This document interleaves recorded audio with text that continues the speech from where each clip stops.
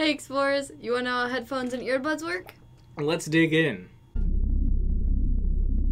Alright, so first we're going to start by explaining how speakers work, like loudspeakers, because it's the same thing for earbuds and headphones, just that it's smaller. So number one, the way that we are able to hear sounds is when things shake about or vibrate. And that's how we're actually able to hear any sound, any music, things like that. Because the air moves. It's the movement of the air. Thank you. All right. So in the front of a loudspeaker, there's some sort of a fabric or plastic or paper or lightweight metal in a cone shape, sometimes called the diaphragm. And it's basically like on a drum, like the skin of a drum. And on the outer part, it fastens to a metal rim usually. The outside of the outer rim is a piece of metal usually that has really thin holes in it. And this is called a piece of metal that is acoustically transparent. That means that sound will pass through it completely without distorting at all. That's really cool. Yeah. I didn't know that. That's why, like, the older headphones, you can't really see it in the newer ones, but the old Apple headphones that had the circle in it, that's acoustically transparent metal. It's also called metal gauze. That's really cool. Yeah. All right. Well, on the inner part, it's fixed to an iron coil, like usually called the voice coil, and that just sits in front of a permanent magnet, also called the field magnet. And when you hook up the loudspeaker to a stereo, the electrical signals feed through the speaker cables into the coil that is fixed right in front of the magnet. That then turns the coil into a temporary magnet, or what's called an electromagnet. And that will either attract or repel the permanent magnet, and it moves the coil back and forth, pushing, pulling the loudspeaker cone. So it's like a drum when you're hitting it. You can see it vibrating back and forth, and that's how the cone pumps the sound out into the air around us. And so speakers in headphones and earbuds only have to move a very small volume just inside your ear canal, so that's why they're able to be so much smaller, but it's the exact same mechanics behind it.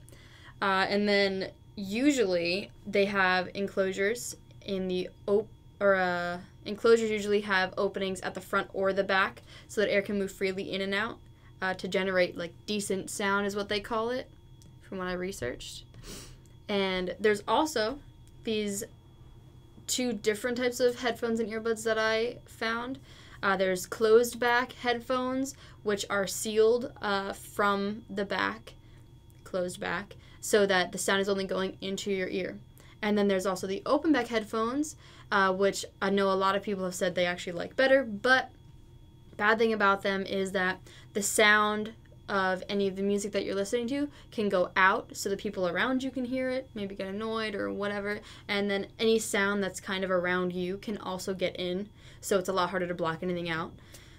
So if you wanted to block things out, you'd have to get the open or the closed back headphones. I also read that the open back headphones, the sound is actually better. It's less distorted from them because the sound can move more naturally. Like if you had a speaker on the ground in front of you and then you like boxed it in on three sides, the sound would be totally messed up. Yeah. Yeah, I read about that too. All right. And then inside the earbuds and headphones, there are these two wires that make a circuit. One carries the current into the coil from the stereo, and then the other carries it back again. Just a nice little circuit there. We could put a picture up if you want. Yes, we can do that. Oh, look. There it is. You see it? Yep. Huh. See a picture. Pretty cool. Why are you looking so far up? Yeah, because it's up there. All the way up there? Well, like back there. But I'm happy there are faces on this so that we're not violating the terms of fair use. All right, and then on the front cover, there's the holes in it. If you just look at it, look at your earbuds or headphones, you can clearly see the holes, and that's what lets the sound enter into your ear. And then, like right behind that, there's a small cone that's usually like a flexible plastic, and that's the equivalent of a loudspeaker's bigger metal cone, and that's why it moves and is able to get through to your ear. And so in the picture, as you can see, the back case is what holds everything together. The wires run up through that, through the bottom where the hole is. Huh. The front case is the part that's in your ear, that's actually facing inside your ear. Then there's a seal. It's like a circular rubber thing that basically clips the front and the back together. Oh. Yeah, and it holds them together. Wow. And then there's the wires, and those are the ones that carry the signals from the stereo to the speaker. Then the magnet, as you can see, and that's the permanent magnet at the back of the speaker, and that's actually what holds what's basically the entire weight of the headphones or earbuds. Not the electromagnet. No. The coil is what becomes the electromagnet, and that's what allows the electricity to flow. And then there's that last transparent plastic cone, and that's, again, that cone that allows the sound to actually come out. Pretty cool. Yeah, it is pretty cool. Yeah. So now we're going to talk about the history a little bit, but before we do that, I want to make a quick note about power. A lot of people ask how headphones are powered, and earbuds as well. It's actually, there's enough power in your device, iPhone, Android, whatever, computers especially, you plug it in there, and that's enough power to deliver the sound, because it's a very simple circuit. There's not really actually any circuitry inside of earbuds, right? It's just a little tiny board. Yeah, I mean, technically the two wires make a circuit, but it's not like it's not a board. It's not like a real circuit board or anything. But the headphones that go over your ears are a bit more complicated than that. They actually make noise canceling ones, which are really cool if you guys have ever tried them out. Those are part of the ones that are like closed back. Yeah, so they fit in the closed back family because they're designed to isolate sound. So you can hear what you're listening to completely. You can't hear anything else, and the people around you can't hear what you're listening to. It's really cool because these headphones actually have microphones on them, little tiny microphones. There's like 5 or 6 usually, with like 3 on each side. So what they'll do is they'll hear the sounds around you, and then the circuitry inside will create the exact inverse of that sound. And so you're hearing what's outside, but you can't tell. It sounds like nothing to you because they're exactly opposite. That's so weird. Sounds. Yeah. And while all that's going on, it's playing your music as well. So I think that's pretty cool. But a lot of times, like we were talking about with the distortion earlier, these can result in really high bass inside of these headphones. Did you read about the overbass? Mm-hmm. Yeah, so right now there's like a movement where people are obsessed with bass, which it's cool, but your song shouldn't sound like you're in a fish tank, you know? Hey, I mean, who's to say whose music is better than whose, you know? Yeah, I guess if you like that, if you like being a fish, that's okay. But oh my god. From what we got, you should really be careful about headphones especially, and the way they're marketed, especially if they're marketed with their very high bass features, because a lot of times the music's not even going to sound anything remotely like what it would sound like if you were hearing it from a speaker. And it's really strange because we could say what the music's supposed to sound like, but music sounds different whether you're playing it from a laptop, headphones, out loud. The only thing that's true to what the music actually sounds like is if you were in the recording studio initially, because as soon as it gets picked up by those microphones, it's different. That's a good point, and I really thought about that. It's kind of sad. Yeah, but it is what it is, and it's pretty cool because it allows you to have many different musical experiences, whether it's like the crackle of a vinyl or which I love. Headphones I love on the that bus. Crackle. Yeah. Yeah, that Pretty is really cool. So I got a question for you. When do you think the first earbuds were invented? Ooh, I didn't look that up. I feel like it would be really recent. Go ahead, give me a year. Trying trying to think of like movies that I've seen that are from other times. I'm gonna go with 1945. Earbuds. Not headphones. Yeah. You sure? Oh, that's very wrong then. Are you sure? 1930. So when I was thinking about it, like I hadn't seen headphones till I was like, or earbuds, I mean, till I was like 10 years old. You know, I've never seen them anywhere. But if you go back and watch older movies, like well, like 80s movies, they always have those. You know. Oh, that's true with the Walkmans. Yeah, they do. But like World War II movies, you ever seen earbuds in World War II movies? No, definitely didn't. That's why I didn't. That's why I'm saying like, wait, 1945. Yeah. Oh boy. All right, final guess. Well, I already know it was wrong. What is it? No. I'm just gonna say 1930 because I feel like 1945 was so wrong. What if I told you it was in the 1850s? How, you may ask? What? Stethoscopes. Whoa. Yeah. The only difference between a stethoscope and modern day earbuds are that modern day earbuds are for listening to music and stethoscopes are for listening to just a different type of sound. Whoa. Pretty cool. So stethoscopes were invented in the 1850s? Yeah. There were Wow. precursors to them before that, but the first patented one was in the 1850s. That's so cool. Yeah. So That's so weird.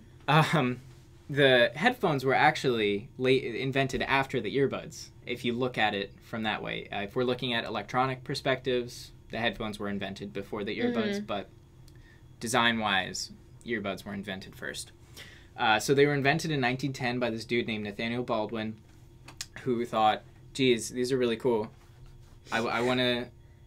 So before he thought that, he was listening to a phonograph. Do you know what that is? Yes. Yeah, so with the wax discs instead of the vinyl.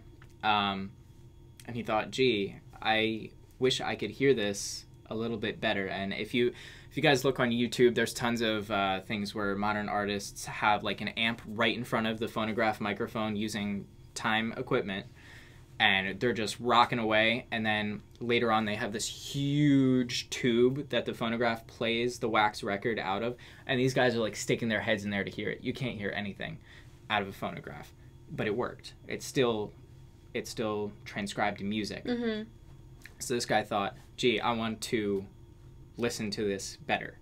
So what he did was he created these headphones in his kitchen, actually, and the Navy approached him about this, and they said, hey, these are really cool. We could really use these so that our offices are less crazy, because at the time they were using Morse code a lot, because this was before they were, sending electronic messages other than Morse code. Morse code is technically electronic, but we're talking about sound here instead of like emails. And as we know, the military gets things like 20 years in advance. Yeah. Okay. So right now, before these were invented, these offices were like crazy. There's people running around, and everybody's just scrambling. It's pretty disorganized as far as the incoming messages go. So the military, the Navy specifically, approached Nathaniel Baldwin. They say, hey, your inventions are really, really cool. We need it so that our guys can hear the Morse code and not interpret their neighbor's Morse code who's sitting a foot away from them. Whoa. Yeah, so Baldwin goes, cool, no problem. How many do you need? And the Navy goes, like thousands. And he goes, okay, so I'm making these in my kitchen 10 at a time. I can make 10 a week for you. And there's a bit of legend that goes into this. He used copper wire as part of the speaker setup inside. And he claimed in his patent that each headphone had a mile of copper wire inside of it. No way. I don't know. I mean, I don't know if there's any No way. still here. Yeah, so he had this design and he presented it to the Navy, and they said, okay, this is really uncomfortable. And then they offered some suggestions, and eventually it became the leather strap ones that we see in most World War II movies. Yeah. Which is pretty cool. That is really cool. Yeah, and this is kind of interesting because everything that the military has now is purchased by like big companies, And it's just interesting because like this was before Walmart and Target and all these places. You know, if you needed soap, you go out, your neighbor makes soap. You know, that's where you get it from. And so it's pretty cool because this was after the dawn of factories, but it was still at a time where artisans were present, modern day artisans, you know? And he was one of them. And so the Navy said, we really need a lot more of these, but he refused to sell the design to them. He would only sell them the headphones themselves. So they went with him. Wow. And they ordered hundreds and hundreds. That guy got rich. Yeah. Wow. Yeah, and another fun fact was that Thomas Edison actually used a stethoscope to be able to hear his phonograph. That's how quiet it was. That's really funny. Yeah. Wow, that's so cool. Yeah, he's a pretty cool guy. Wow. Okay, is that all the history you have on it? Yeah, that's all I could find. It's a lot of legend. If you Google it, it's a pretty straightforward answer, but after you get past his name, it's all muddled up. Well, that was actually really, really cool. I'm very glad that we looked all this stuff up. Yeah. So thank you for fun. watching. Don't forget to support us on Patreon if you're able. That's how we're able to make videos like these and have wonderful graphics like this dog. You're so weird. Anyway, thank you guys so much for watching. Tell us if you like these and if you want to hear more from us. If you have any suggestions, leave some comments. Give us a like. Subscribe if you like it. Thank you guys so much. We appreciate all of your support. And we'll see you next time.